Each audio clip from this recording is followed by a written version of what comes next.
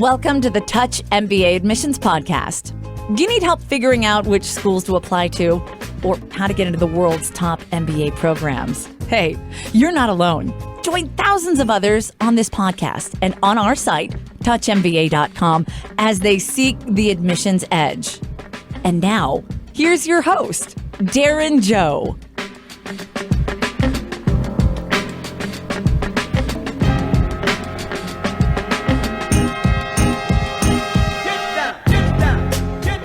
What's up, guys? It's Darren. Welcome to the Touch MBA podcast. Woohoo! This week, I welcomed Eddie Asbie to the show. Eddie is the Associate Director of Admissions and Financial Aid for Cornell University's Johnson MBA program, both their 1-year and 2-year MBA. I really enjoyed our talk, and I think you can really hear from Eddie, especially in the admissions section, what he's looking for, what red flags to avoid, and how you can really bolster your case for admissions to this school. And really, I think you can apply his principles to any top business school in the world. So I think you'll enjoy this one.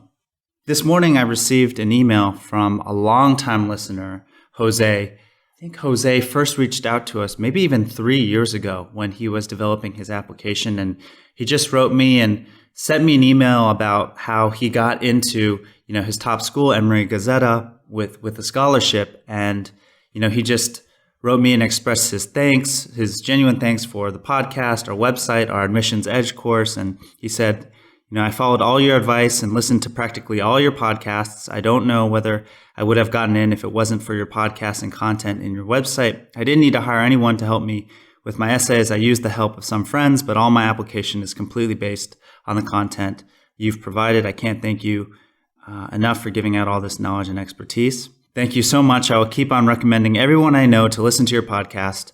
After all the research I've done, your content is by far the best tool for applying to an MBA. Yes, I am patting myself on the back on my own show, but I just really appreciate these emails from listeners who have gotten into their target schools. So if you're one of those listeners, please reach out to me. Let me know that the podcast has helped you. I love getting these emails. They're so touching. They really make my day, and I can send them to our team and share them. And it just keeps us all inspired to continue what we're doing. I also want to thank Levita88, Cowbear21, !CMM 246888, and Adam in Michigan for all writing some iTunes reviews. Very genuine and heartfelt. I really appreciate it, you guys. And yeah, I think it's the end of the year. It's kind of a time to give thanks to those people and even those companies that have helped you. So, not just me. I hope that you guys really set aside a couple hours to write some thank you notes, to the mentors that have helped you this year, to the boss that wrote you the recommendation, to a friend who really inspired you. Whoever it is, let them know. Give thanks, to whoever has really touched you this year and really shown you something or given you something special. And send them an email, send them a note. You never know. That note could just really inspire and touch a person that would have never otherwise known. Anyways, I'll get off my holiday sentimental high horse. But yeah, I hope you guys give thanks this holidays. Just a reminder that we have free school selection help at touchmba.com. That's, for example, the service that Jose took advantage of. You can also find our guides, our country guides on best MBA programs in Canada and Australia and France and UK and Singapore and Hong Kong, etc. And our growing number of free guides on the best MBA programs for, say, social impact or healthcare or entertainment. You can find those at touchmba.com/guides. Also, our Admissions Edge course, which is like a private forum where you can ask me your questions during the application process and get some guidance. That's at touchmba.com/course. And in the spirit of giving thanks, let me give thanks to our sponsor who helps keep this show running. The IESE MBA in Barcelona is consistently ranked top 15 worldwide by the Financial Times. Do you want to challenge yourself and take your career to the next level? IESE's full-time MBA program will transform your capacity to think strategically, explore new perspectives, and be a leader in today's global world. The IESE MBA give us 19 months and we give you a lifetime of impact. Get informal feedback on your profile at mba.iese.edu or visit us on campus at our open days. And let's get straight to my chat with Eddie from the Cornell MBA program. Here we go.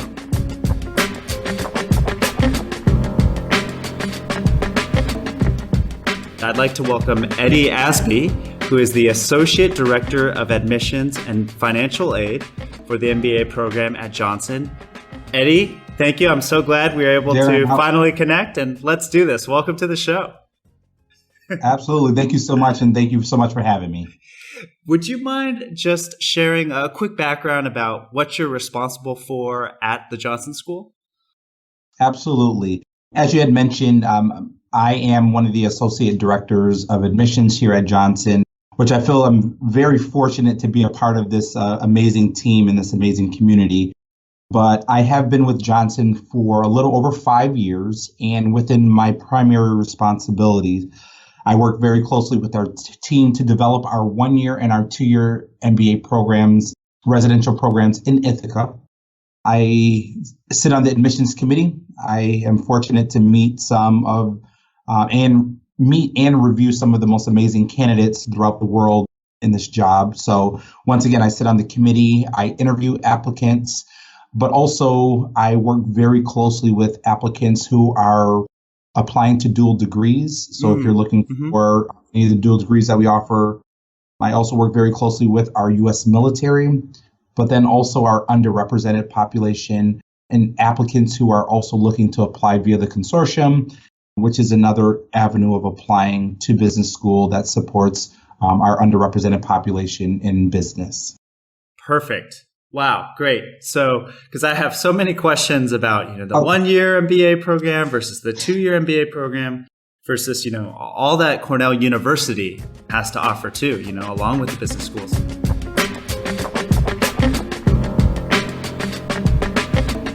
The first question I like to start with is, what, in your opinion, after working at the school for over 5 years, what do you think makes the Cornell MBA unique from all the other top schools?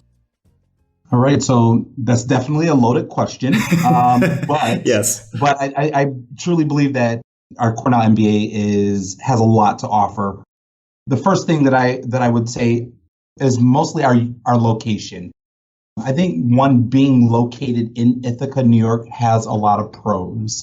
One, Ithaca is just an amazing college town. It's very vibrant, but then also being in Ithaca, really working very closely with the community in the area, that sense of community is very strong within our program. So if you're looking for a program that is small in the class size, if you're looking small in that community, but then also that collaborative community, it's something that we really do pride ourselves on. And I know, compared to some of our peers, there are larger classes. It may be in a larger city as well. But once again, that kind of sense of community, fostering those strong bonds, are something that you're going to get in our program. The next thing that I will say that makes our program unique is really the flexibility that our program has throughout our curriculum. So, in the first semester, it's pretty standard with our business school compared to other business schools, but we do give you that opportunity to really tap into other areas throughout Cornell. So if you're looking to take elective courses within the hotel school, or maybe real estate, or maybe health administration, or the College of Engineering, just to give you some examples, our program really gives you that flexibility, as well as those international opportunities. And of course, we can talk about that more moving forward. We're really focused in our program also on performance learning. So something else that our program has is what we call our immersion learning program. So the immersion happens in the spring semester of your first year, and the immersion is really designed to immerse you into one particular area for that full semester. So to give you an example of some of the immersions, there's a digital technology immersion, there is a sustainable global enterprise immersion, there is a semester in strategic operation, there's an investment banking immersion, there's an operations immersion, there's a customized immersion. And these immersions, once again, are designed to, one, prepare you for that summer internship, especially if you're a career switcher, being able to do company visits, take advanced level courses in these particular areas, getting feedback from top executives from some of the best companies through these immersions as well. And I think, once again, through the immersion, this is something that will definitely help our students, especially if you're a career switcher or even looking to expand in your career. A couple other things that I can think of just off the top of my head as far as the uniqueness of our program. Some of our candidates out there may be aware of our Cornell Tech MBA. Johnson is now giving our students the accessibility to really be able to take a spring intensive course, whether it's in fintech or digital marketing in the spring semester of that second year, where you can spend a full semester in New York City.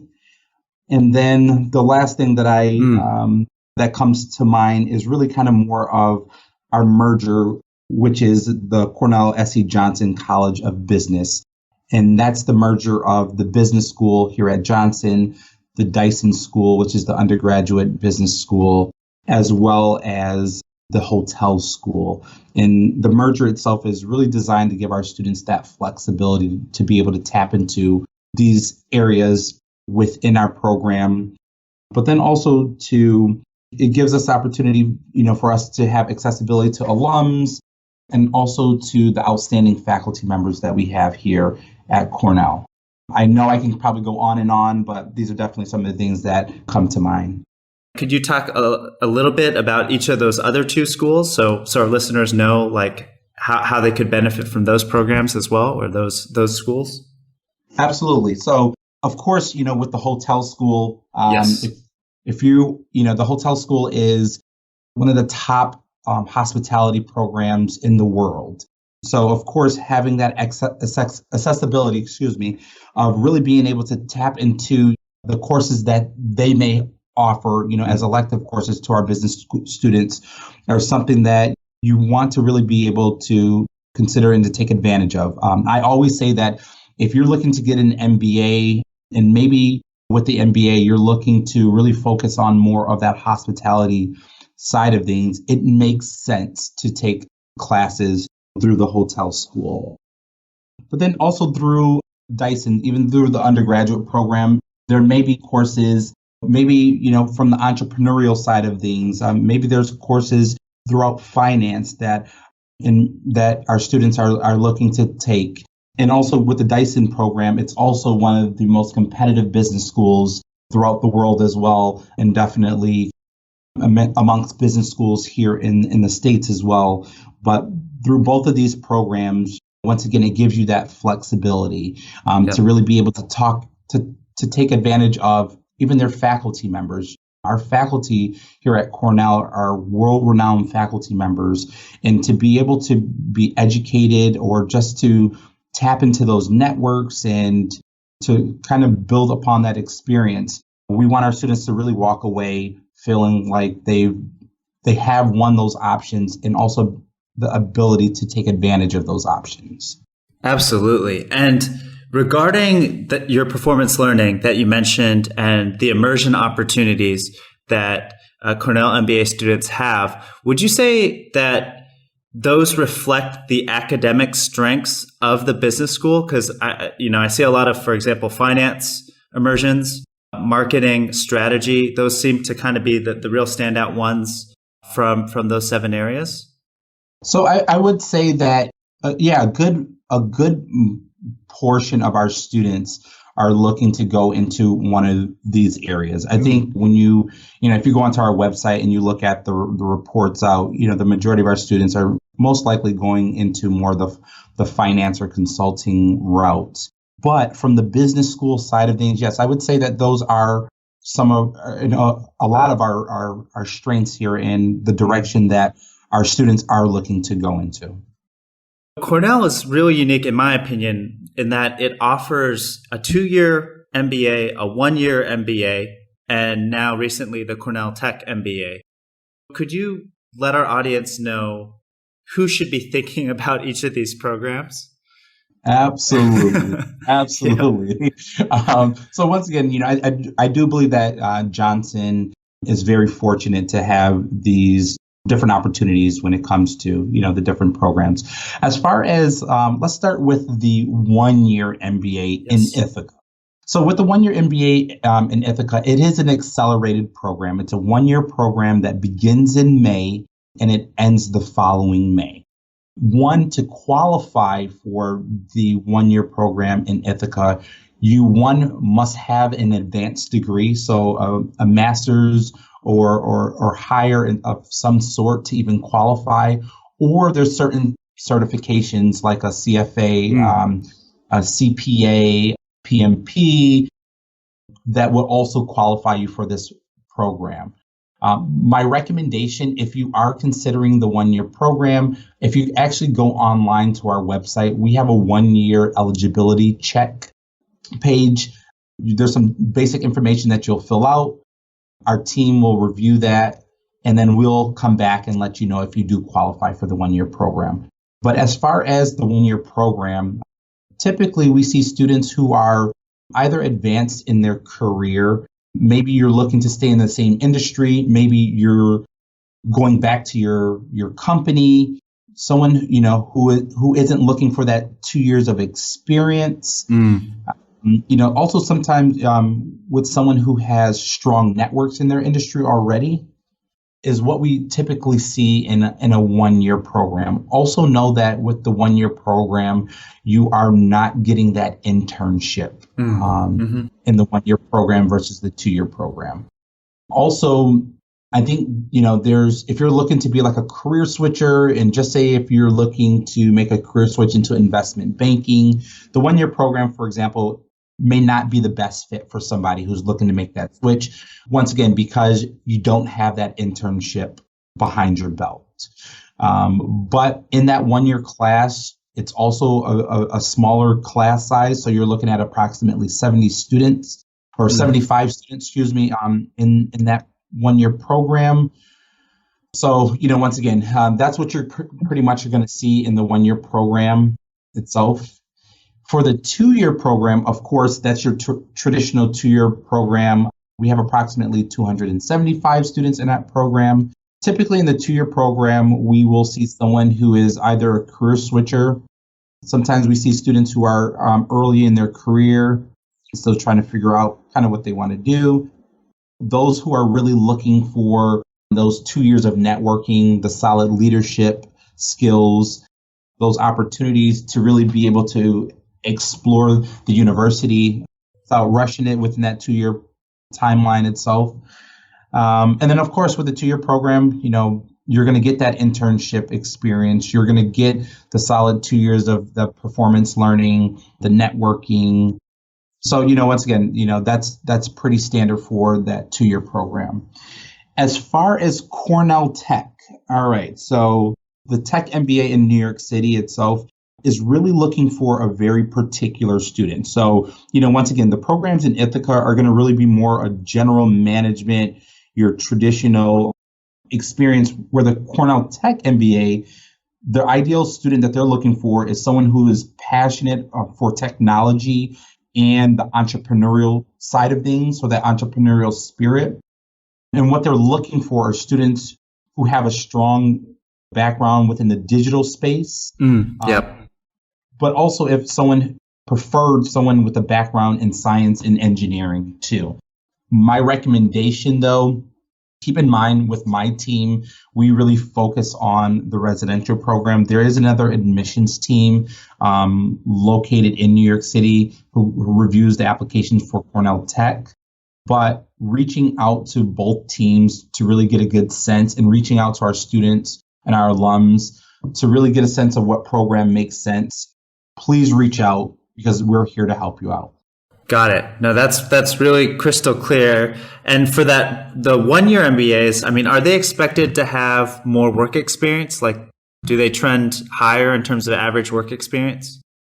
So the 1-year program, they're pretty much on par from what the 2-year program has. And, of course, that's around that 5 years of work experience. So, when it comes to the work experience for all the programs, it's not about the quantity. It really is about the quality of work that you've already been a part of and the quality of work that you have done already. So I don't want applicants to really think about, okay, it has to be the number of years.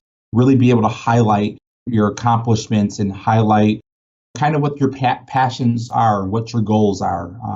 The goals part are going to be very clear or need to be very clear as you move forward in the application process. Got it. And is there a selection process to take those digital entrepreneurial type electives at Cornell Tech? Or can basically anyone from Johnson just enroll in those courses? I mean, from the Ithaca program, enroll in those courses. So with that, our students do go through a process of where they are. It's really kind of based off of what your goals are and really kind of being able to articulate why this makes sense to you. And of course, our students will go through working with our faculty, with our student services, one, making sure that academically you're in good standings, things like that. And based off of that and kind of the basic overview and basic review as far as, once again, what your goals are, academic standings, that's how our students are really being chosen to be a part of the Cornell Tech spring intensives. Yeah. Because I find it interesting, how each of these cohorts kind of interact with each other. And I was trying to piece it together because it seems like both the Cornell Tech MBA students and the one-year MBA students have this intense kind of summer core course. Correct. And do they overlap during that period, or are they taught separately? So they actually overlap. So, and I'm sorry I didn't bring this up earlier, but our one-year students in Ithaca and our one-year Cornell Tech spend the summer in Ithaca together. So they go through the core together. So that core, once again, beginning in May into, late July, beginning of August, they're going through the core. They're taking those stats and finance and accounting courses, your standard core at an accelerated pace together. Once they're done with the core throughout the summer, our Cornell Tech MBA students will then relocate back to New York City where they'll spend the fall and the spring in New York City. Got it. Yeah. I'm sorry. These might be some very technical sort of questions, but I think they're important because, you have that advantage of having these 3 separate classes, right? And that's a lot more talented classmates to have in an MBA program. I would want to meet them if I was in Cornell, so.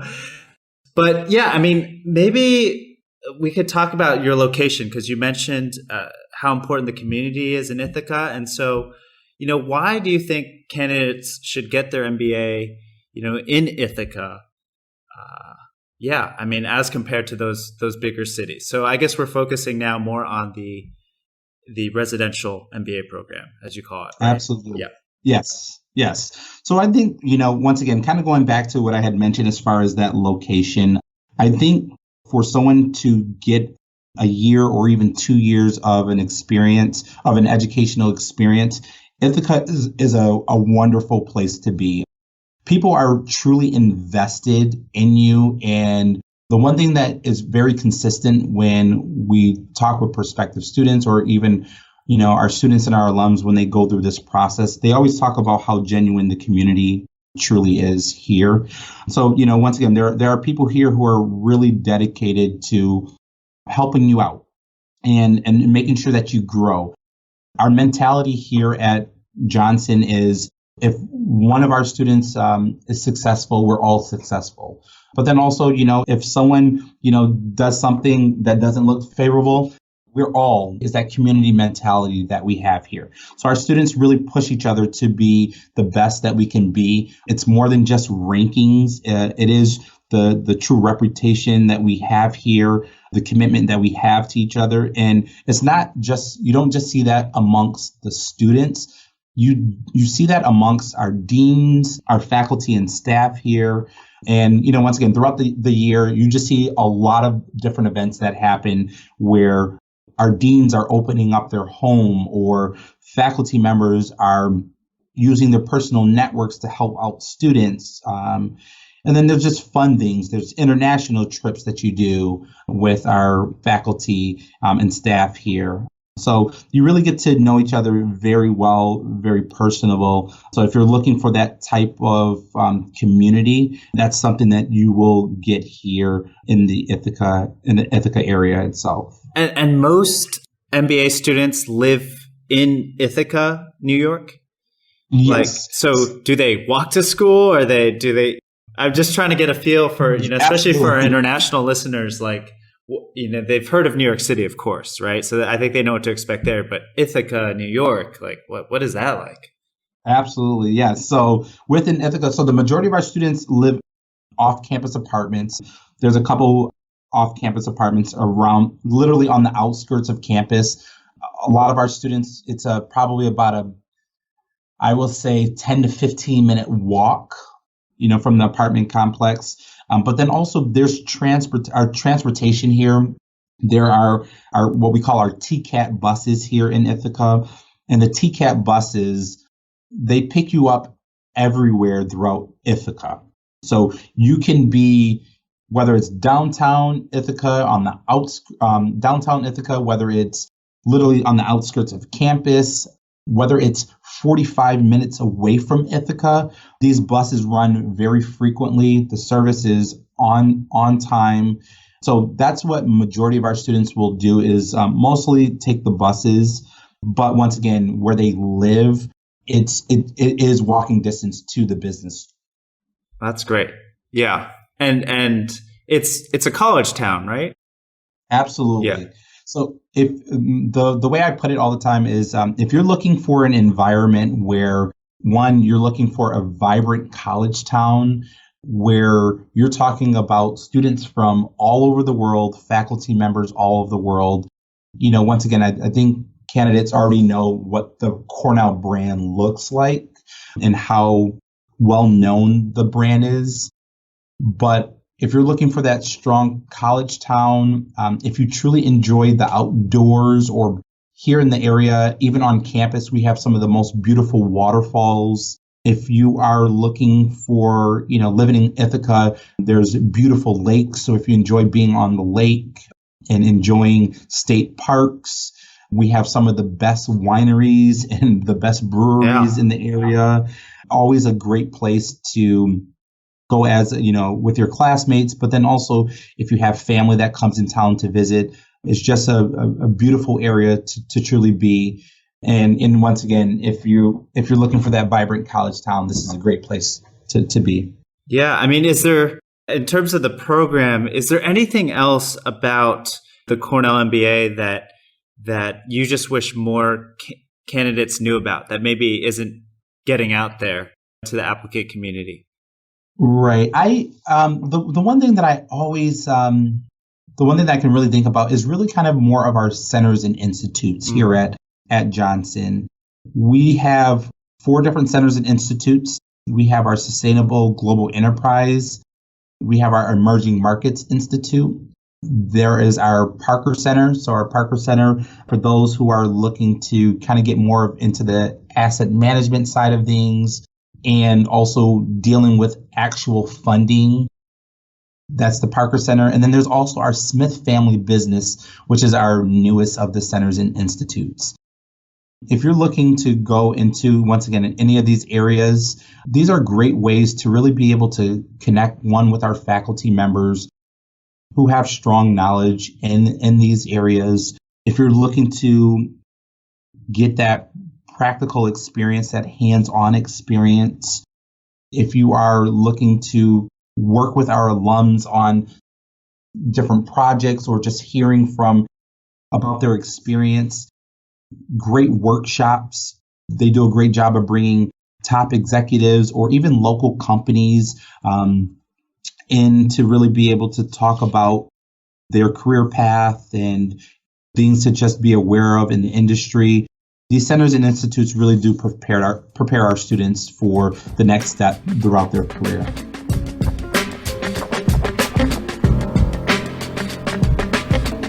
Yeah, and so maybe that we can segue to our next section talking about admissions, which I'm sure our listeners are super curious about. But on that note, because, of course, I look through the questions you guys are asking this year and what you're looking for, it seems like there's a big emphasis on contribution. Like, how are you going to contribute to this community? Because that's such an integral part of the experience at Johnson. And if a applicant wants to, for example, be a part of these centers and institutes that you just mentioned, like, how would you advise them to see what opportunities exist to contribute to those centers and institutes? And I guess in general to the school as well. Absolutely. So impact is very important to us. And once again, as you can tell from our application and from our essays, it is something that we really want to make sure that you've done your due diligence. But then also, it really does give us a true sense of who's serious and truly interested in Johnson. Yeah. By doing that extra work. So if someone is interested in the centers and institutes, or maybe one of our 70 plus clubs and organizations, or maybe there's something just within one of the immersions, the best thing is to, of course, reach out to our community. If you go on to our website, there's contact information for all the officers for all of our clubs and organizations. For our centers and institute, it tells you who the faculty leads are. And I think really just by reaching out to our community to kind of really get a sense of how our community can truly help you towards your short-term and your long-term goals, that's really going to help you, one, with this essay, but then also to help you get a better understanding of what our community looks like. Once again, I think kind of going back to having a smaller program, being in a smaller community like Ithaca itself, we truly want candidates who want to be here. We want it to be more than just, hey, I'm into a top 20 business school in the brand. We want somebody who's going to come here and truly contribute. So if you're looking to get into marketing, we do an event called Battle of the Brands. Battle of the Brands is one of the most exciting events that happen here, where our marketing students are marketing real brand products. And what they're doing is trying to sell that to other members throughout the community during one of our Sage socials.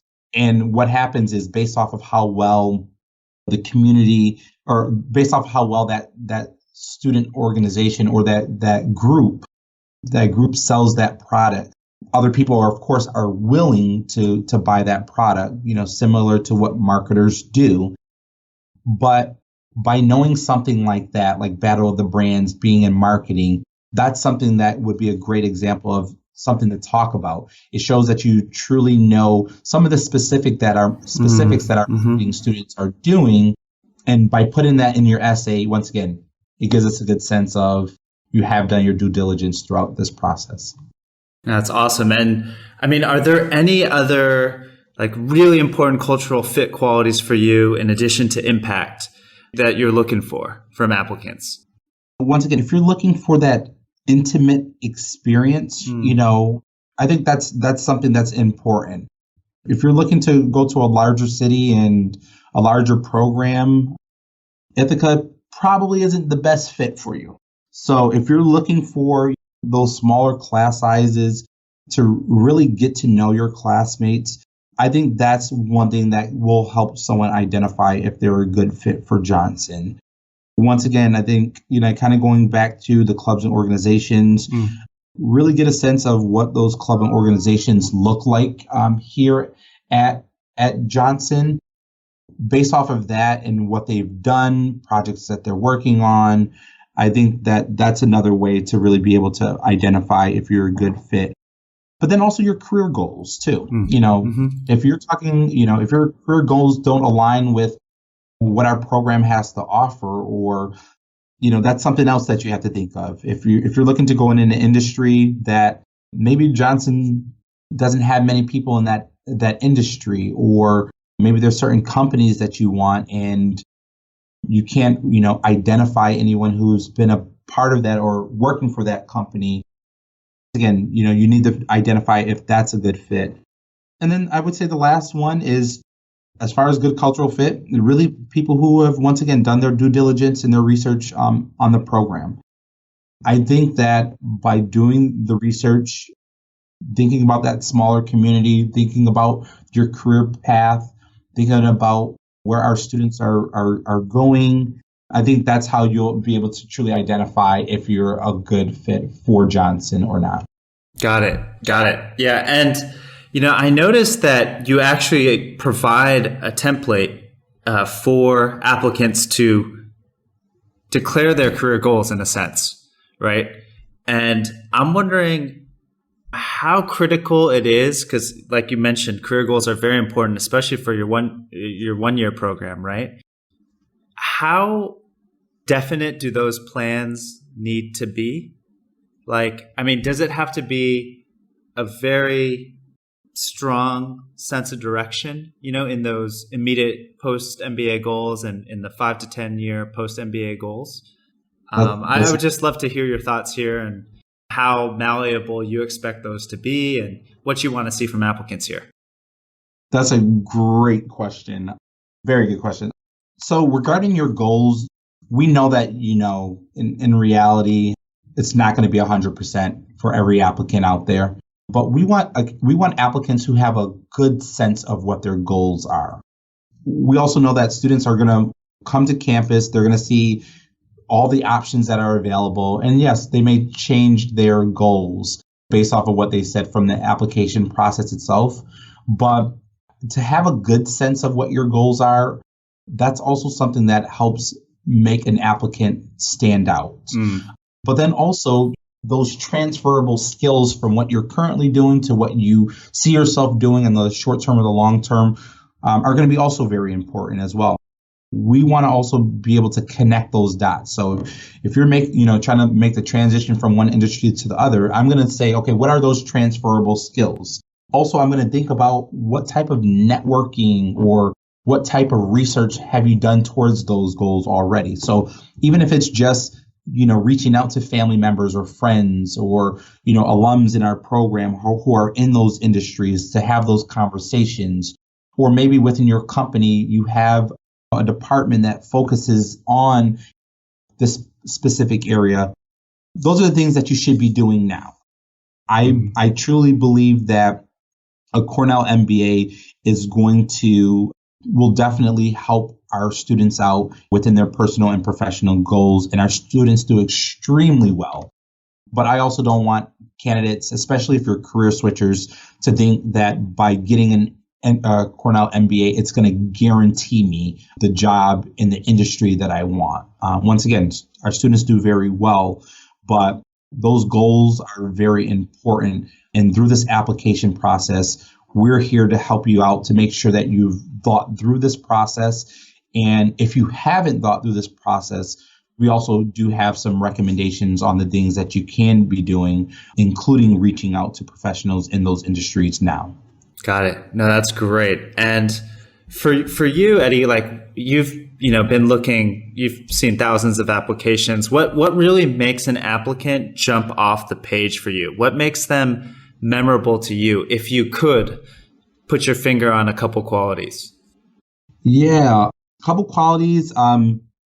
Definitely unique stories and kind of unique career paths, and those who do a good job of really articulating that throughout the application is always something that's very key. When I read an application, the first thing that I go to is the resume. And by looking at the resume and looking at that work experience itself, it's, you really want a good sense of how that person has made an impact within their organization. Sometimes, through that resume, you can see what that defining moment within that organization or, that career progression may have looked like. So that's what is something, one that's going to jump out to me. And it's not about the company name. it's about, once again, that career progression. It's about how you have made a true impact within that organization, and being able to articulate that throughout the application and throughout your resume. Something else that kind of jumps off the page for me, one of our essays is our table of contents essay. Yes. It's basically kind of the chapters of your life. There's no right or wrong answer to this. It's just your way of telling us who you are and how you are different as an applicant. So over the last couple of years, we've opened it. Our format has changed. Previously, it used to be just more of a Word document. As far as your table of contents, we've now opened it up to more of multimedia, whether it's video, whether it's PowerPoints. And now we get some very creative table of contents essays of applicants who are just telling us who they are. You get the opportunity to see their sense of humor, or how they've overcome certain things in their lives, or just their whole career path. And once again, there's no right or wrong answer to this, but this is definitely something that when you read this, you really get a sense of that type of personality, how they may fit within the Johnson community as well. Also, something that jumps out is when you can truly see someone's passion. So the passion to really be able to advance their education, the passion to make that career switch. And there's numerous ways in the application, whether it's just the goals essay, whether it is the table of contents, whether it is your letter of recommendation. Those are just some of the ways where you can just truly see that this person is passionate about what their career goals are, how Johnson can truly help them in these career paths as well. So I think kind of based off of this, these are some of the things that pop out. And of course, to academics, we are always looking for students who've challenged themselves throughout their undergraduate performance. Of course, someone who's done well and can show that they can truly handle the core, whether it's through quantitative courses or, of course, the GMAT or the GRE. But just keep in mind, when looking at the application, it is a holistic approach that we take. It's much more than just a high GMAT and a high GPA.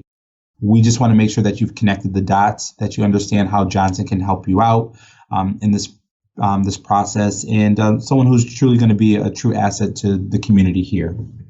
Yeah, got it. And when I interviewed your former colleague, Christine Sneva, a few years ago on this podcast, she mentioned that the interviews were really important. And I'm wondering if those interviews still hold the same importance for Cornell MBA admissions. And secondly, any tips you'd have there to help applicants? Absolutely. So yes, the interview still is a big part of that decision. The one thing with the interview is, one, make sure that you know your story, and make sure that you know your story on why the MBA now, why our program, but then also make sure that you know your resume. I can probably tell you thousands of stories as far as some of the interviews that I've had, where it's people who they barely knew their resume. They can barely tell you anything about Johnson. Oh, but man, that's rough. Yeah. Those probably aren't fun. I've had students who have, come into interviews and, they're very honest and tell me that they haven't really done much research on Johnson. That's a killer. But I will say, though, the majority of applicants come very prepared. Yeah. But as far as going back to being very genuine and authentic, once again, I hope that you can get a sense of our community, that we really want people who want to be here. And, once again, being that we're that smaller program, smaller community, that intimate setting, being authentic and genuine in the interview really does show. I know that applicants, they know that, with our interview process, they have approximately a half an hour or so, and they're trying to get everything in as much as possible because they don't want to forget anything. But when you're truly genuine and authentic about what your experience has been, about being a part of this community, about ways that you see yourself making an impact here. Those things speak volumes on applicants. And I will tell you, I can speak for myself that I will note that in the application and when we get to committee. If someone is, not prepared, or they're too scripted, or if someone truly knows the program and they're definitely a good cultural fit for that, I will highlight that to help our team make the best informed decision. But really connect with our community in advance, be authentic and genuine, because once again, that does give us a true sense of who you are in the interview. The last thing that I will say about the interview too is keep in mind, you have 30 minutes or so with our interviews. Make sure that you use your time very wisely as far as what you decide to share, but then also answering questions, because there's a lot of candidates who they're very long-winded in their answers. And next thing you know, 20 minutes has gone by very fast. Next thing you know, it's Q&A, and we haven't had enough time to really ask you all the questions that we feel we needed to. You mentioned the importance of being authentic and genuine in the interview. And I was just thinking about it when you were saying that. Is the only way to do that really to, just like you said, do the full-on research to show and believe that this is really a good program for you? Because otherwise, I'm just wondering, if you had any thoughts there, or maybe we could look at it the other way. Are there things like being super scripted that make an applicant come off inauthentic? It's kind of a tricky gray area. Right, it is. And, once again, we really do get a sense. We get a sense on, who is just reading off of their papers, or I know that we offer Skype. So there's Skype as well. We can see, I've had students through Skype who are talking to me, and you can tell that they're clearly on our website. It's so funny, So, if I were to see something like that, yes, I'm going to definitely highlight that. I'm going to note that, because, when we look at our complete applicant pool, our applicant pool is very strong, and, when you're talking about, the thousands of applications that we get for a couple, a few hundred spots out there, it's very selective as we identify those applicants. But, once again, when you find someone who has done their outreach to our community, when they ask thoughtful questions, people who kind of think outside the box, that's something that definitely stands out, because we know that you're going to come here. We know that you're going to ask very thoughtful questions. We know that you're going to challenge our community. We know that you're going to represent the community in a positive light. But once again, we want people who want to be here in our program and here in Ithaca, New York. And, do you have any last tips to our listeners about how they can improve their chances of admissions? One, I would say the first thing is make sure that you just submit the best application possible. Submit the best application possible. Really take your time submitting the application. Once again, getting to know our program. That's going to be the first thing. We always get the question too, as far as which round should I apply. Really submit your application when you know it's at its best. And I know that our applicants have probably heard that plenty of times, but I've seen so many students rush the application, and there's so many grammatical errors. I've seen people who have misspelled their company's name. I've seen them put other schools' names in our essay. I've seen students who haven't been thoughtful in just answering the questions. Dates in their resume and their application don't match up. So, once again, I think the first thing is to really take your time with that application, because I can tell you with a sloppy application, it's going to be noted. And that's an easy way to weed out somebody throughout this application process. I think too, kind of when it comes to that work experience as well in the application itself, once again, it's not about the company that you're working for, but it's about what you have done within that organization. How have you made that impact? it's going to be something that is very important throughout the application process as well. And then too, when it comes to preparation as far as showing that quantitative ability, one of the things that I always say is that you want to make sure that you're proactive instead of reactive. So if you know that your quantitative ability is below average, maybe you don't come from a quant background, the question is, what are you doing to prepare? So instead of saying to the committee, I'll do whatever the committee wants me to do to, so that I can get into the program, already have a game plan in advance. So I'm already registered to retake the GMAT, or I'm signed up for an online course.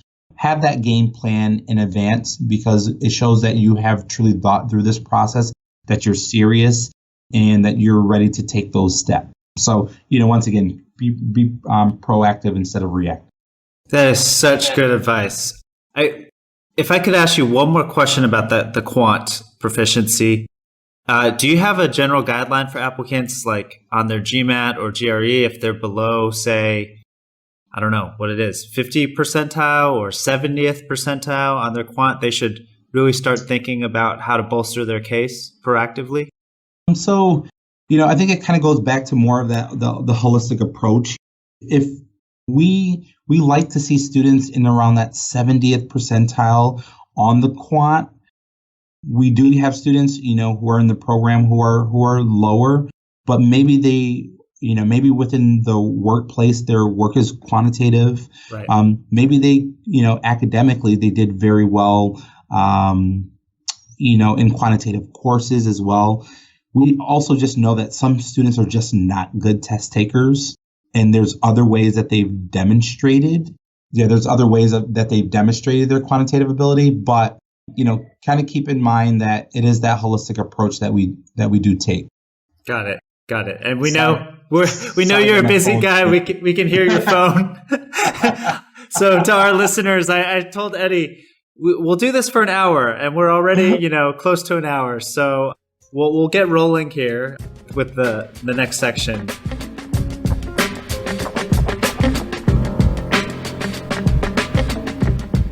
Eddie, as a director of not just admissions, but financial aid as well in the program, could you just tell us more about scholarships available for your top students at Cornell, and how our applicants can improve their chances of landing those scholarships?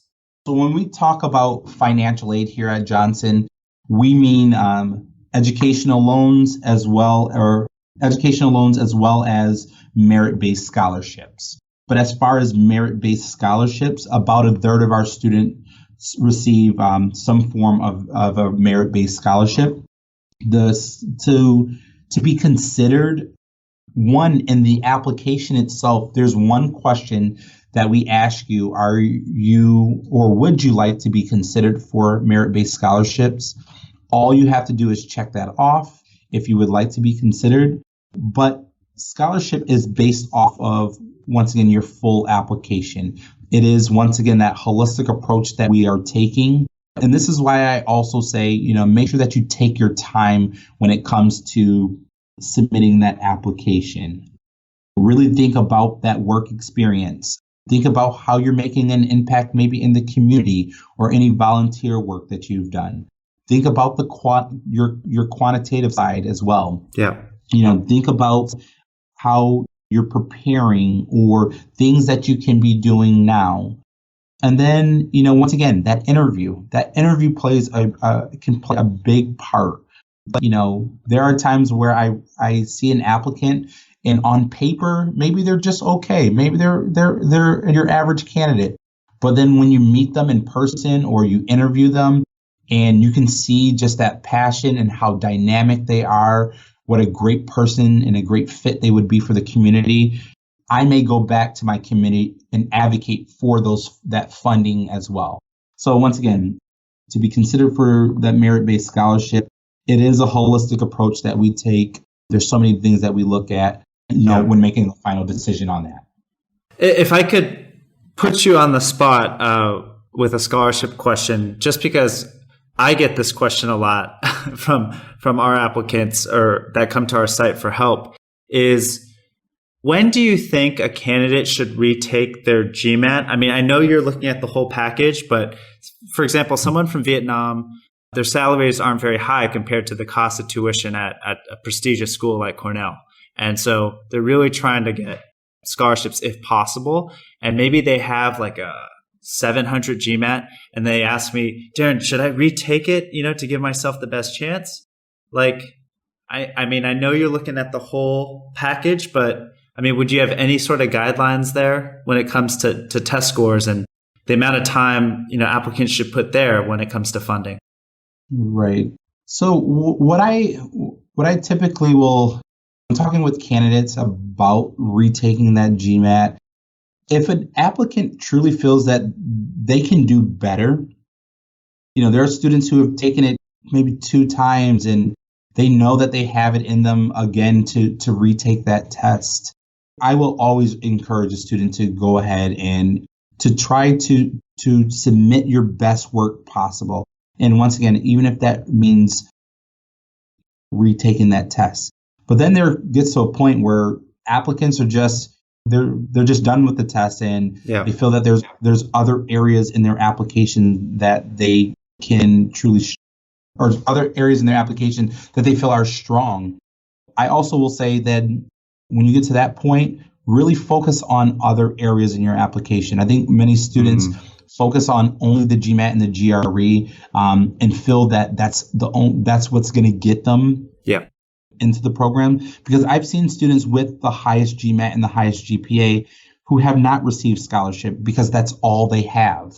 And, they don't have the strong work experience. Maybe their interview was just okay. Yeah. Maybe their goals, don't make sense. And, once again, I think coming back to that holistic approach again, that's why it's so important for our students and our applicants to really not just focus on the GMAT, because the GMAT is not the only thing that gets scholarship. It's that holistic approach.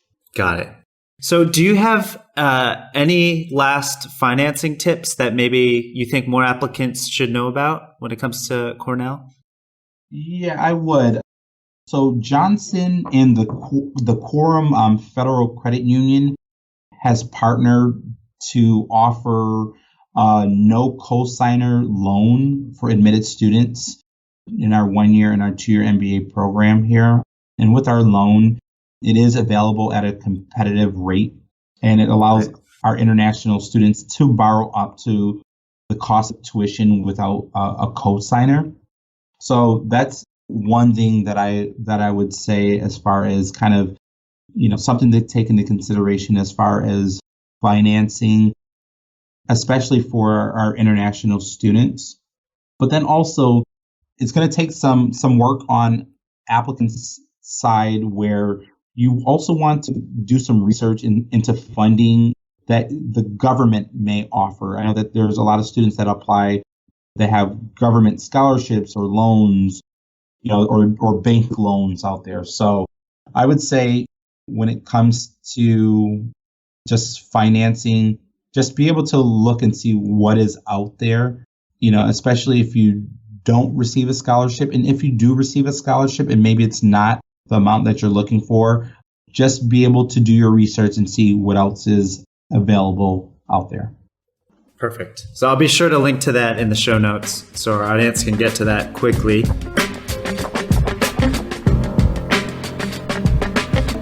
My final section is about careers.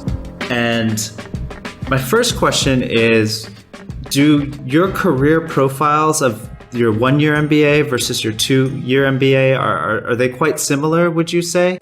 I mean, I see kind of there's a lot of graduates going into consulting, finance, general management, marketing, in both programs. But I was wondering, geographically or even industry-wise, are you seeing any differences there?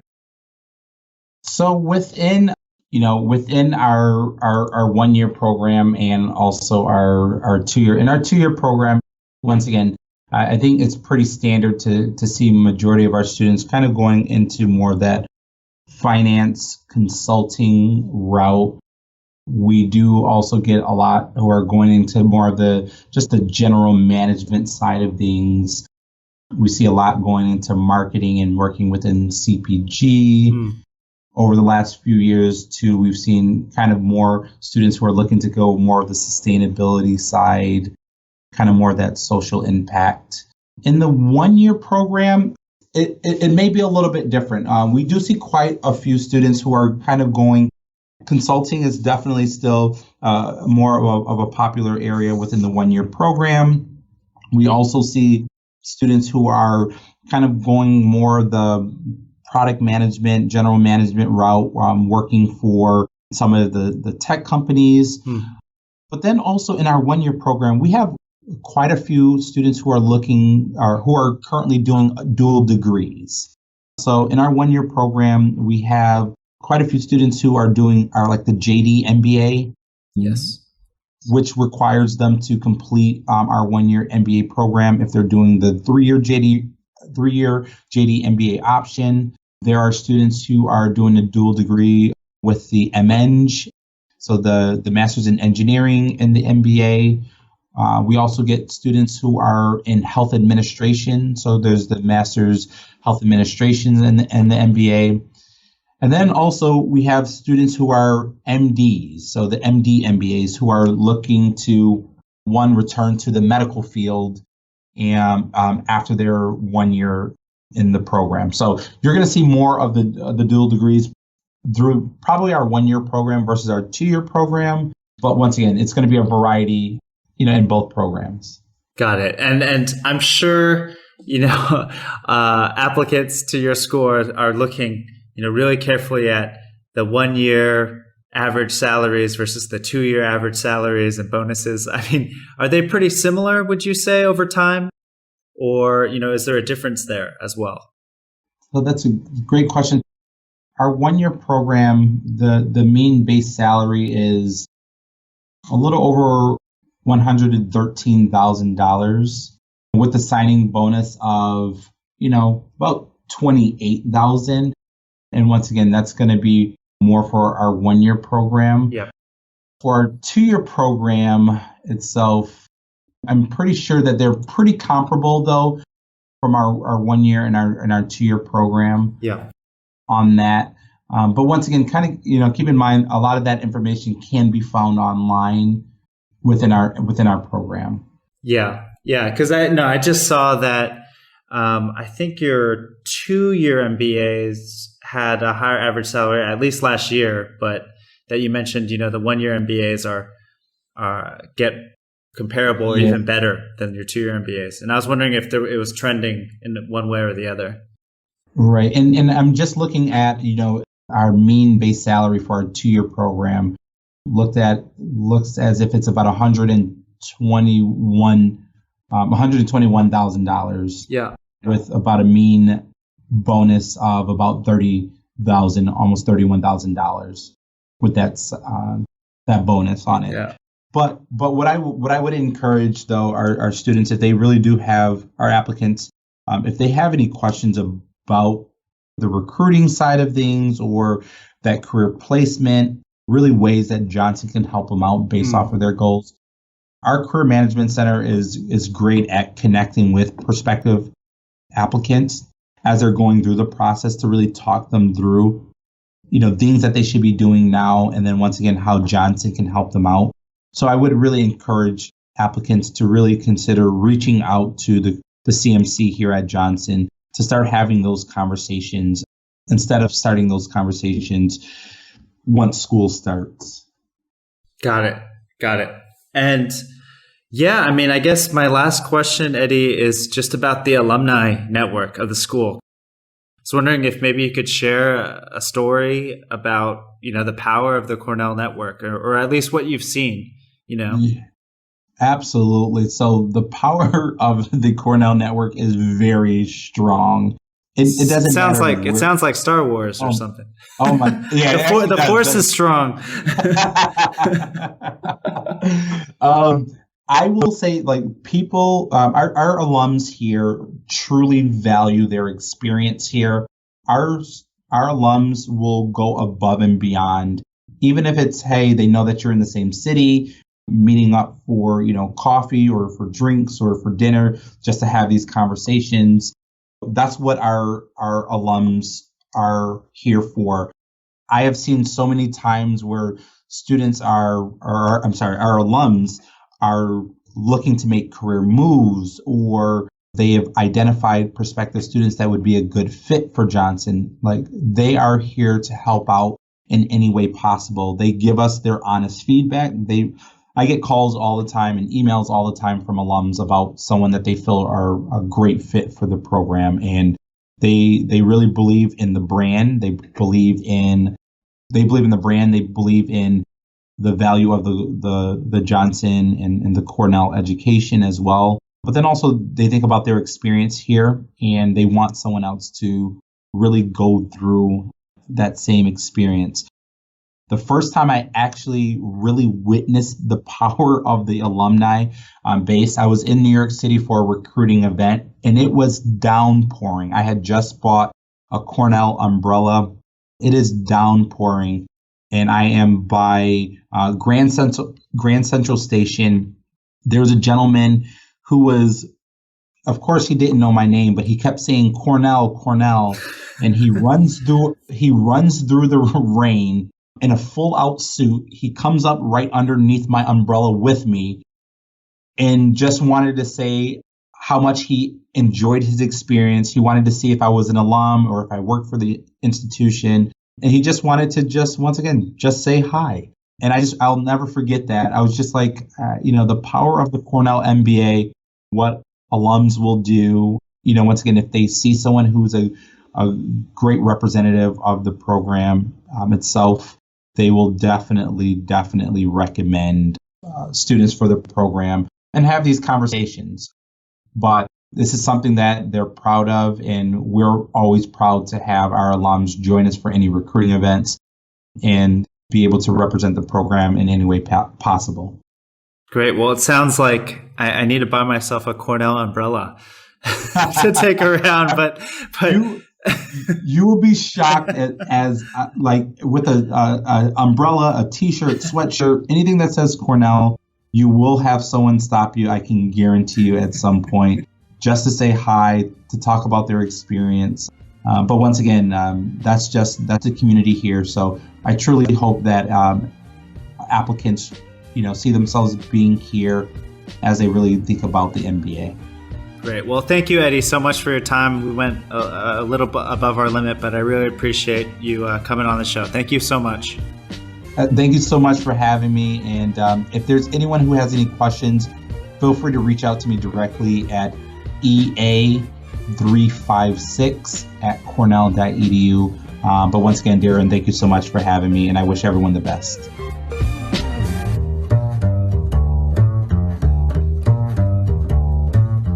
Thanks for listening to the Touch MBA podcast. Don't be shy. We have a mailing list. Go to touchmba.com and get yourself signed up.